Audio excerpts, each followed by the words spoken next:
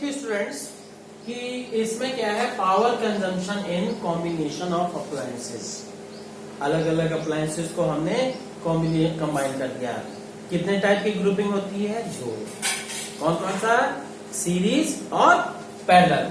पहला हम क्या है, सीरीज में देखते हैं। मान लीजिए हमारे पास क्या है, ये तीन डिवाइसेस बल्ब मान लेते हैं, ठीक। ये तीनों बल्ब, इसकी पावर P1 और V है। वोल्टेज सभी के लिए सेम कर दिया गया, मार्किंग जो है। दूसरे का P2 V है, तीसरे का P3 और V है। तो अब क्या इसको हमने क्या ये वोल्टेज दे दी, सप्लाई दे दीजिए, ठीक है। तो यहाँ पे क्या वोल्टेज की बात करें तो ये एसी, क्योंकि अभी एसी का कॉन्सेप्ट नहीं आया है तो बेटर है एसी भी दिया जा सकता है, डीसी भी दिया जा सकता है, ठीक। तो देयर विल बी वी, ठीक। तो अब क्या करेंगे कि क्योंकि ये करंट क्या होगा, आई पास करेगा, तीनों में से करंट सेम पास करेगा, पर आपको पता होना चाहिए current will be equal to, I will be equal to ये तीनों का, इसका रेजिस्टेंस क्या निकलेगा, R1, इसका रेजिस्टेंस हम R2 कर देते हैं, इसका रेजिस्टेंस R3, ठीक। Current will be equal to V by R, ये सीरीज में है तो रेजिस्टेंस क्या होगा, R1 plus R2 plus R3, ठीक है। ये तो पता है ना स्टूडेंट्स। तो अब करना क्या है, कॉम्बिनेशन हम कर रहे हैं, तब क्या हो जाएगा कि ये सिंस, हाँ, तो अब क्योंकि आपको पता है कि R इक्वल टू ये R1 plus R2 plus R3, इतना पता है, ठीक। also P1 equals to V square by R, ठीक है। तो अब यहां से आप कह सकते हो जी, इससे क्या R will be equals to V square by P, this is the effective power, ठीक। तो अब P1 equals to V square by R1, तो यहां से क्या है, ये R1 will be equals to, ये क्या हो जाएगा,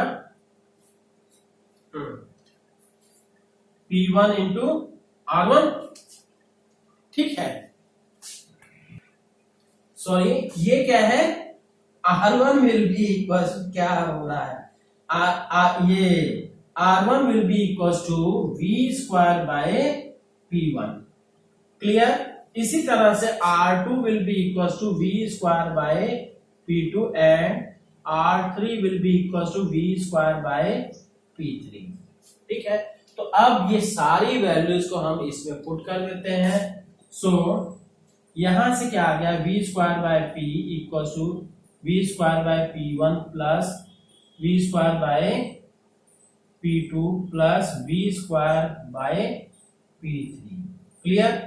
तो अब क्या करेंगे, ठीक है। तो यहां से आ गया 1 by P will be equal to 1 by P1 plus 1 by P2 plus 1 by P3, clear. तो मतलब क्या है, सीरीज कॉम्बिनेशन में करने पे जो पावर होगी, इफेक्टिव पावर निकलेगी तीनों डिवाइसेस की मिला के, दैट विल रिड्यूस, ठीक है। तो अब एक चीज और ध्यान देने की जरूरत है यहाँ पे कि ये आपका ये भी कह सकते थे कि सर ये P इक्वल टू, क्योंकि करंट तीनों में सेम है तो क्या होता है, करंट सेम है तो I square into R1 plus R2 plus R3 कर देते हैं, करंट सेम था। बट एक चीज ये जान लीजिए, जैसे जैसे ये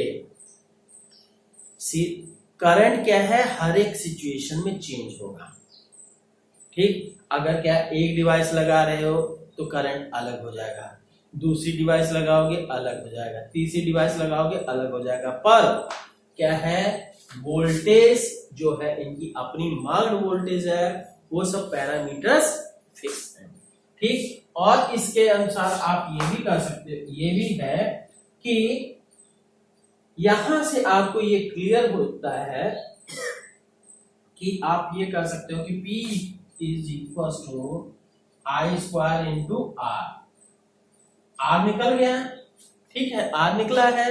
पर यहां ध्यान देने की जरूरत ये है कि since I square I is equal to B by R1 plus R2 plus R3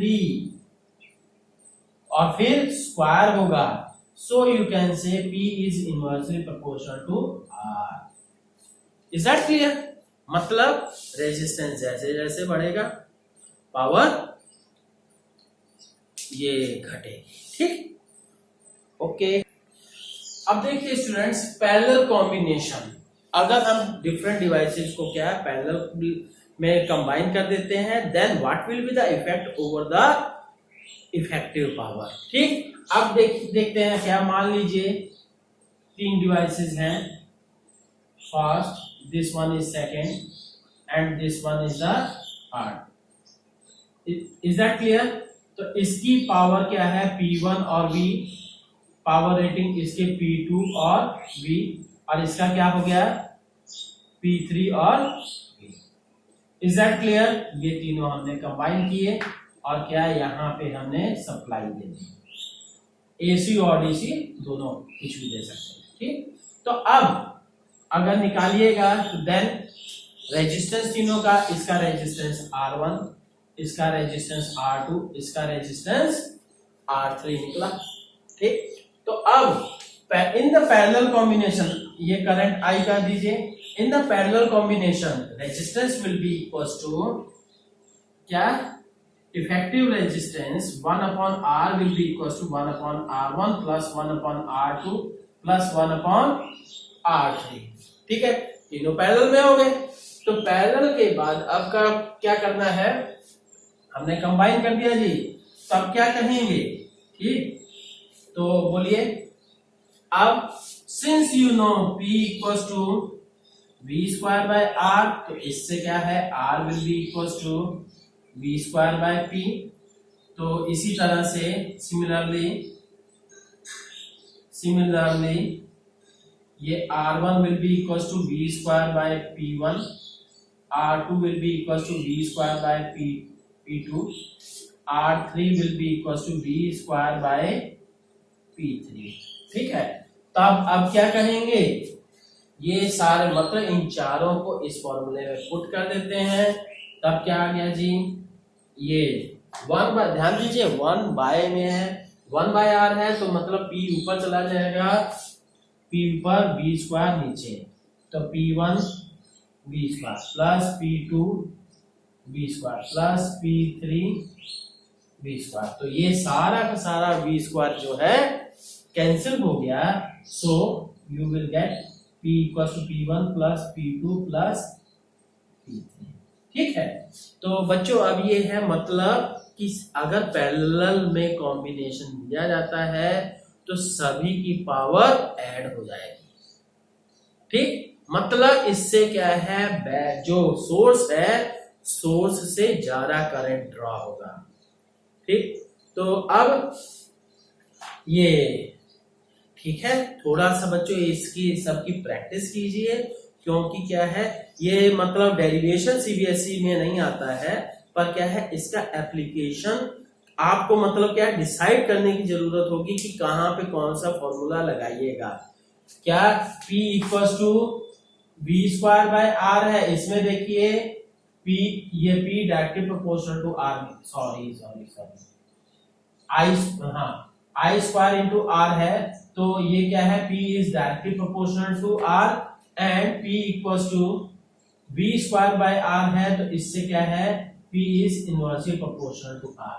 आपको कौन सा फॉर्मूला कहां यूज करना है यही डिसाइड करना है, ठीक है।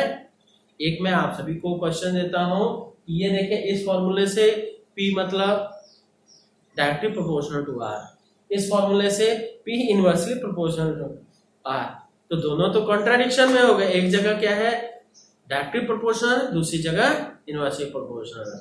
How you, question is how you will reconcile मतलब रिकंसाइल दिस डाउट। इस झंझट को आप, इस डाउट को आप कैसे क्लियर करोगे, इट इज योर क्वेश्चन। ठीक है, ओके, थैंक यू।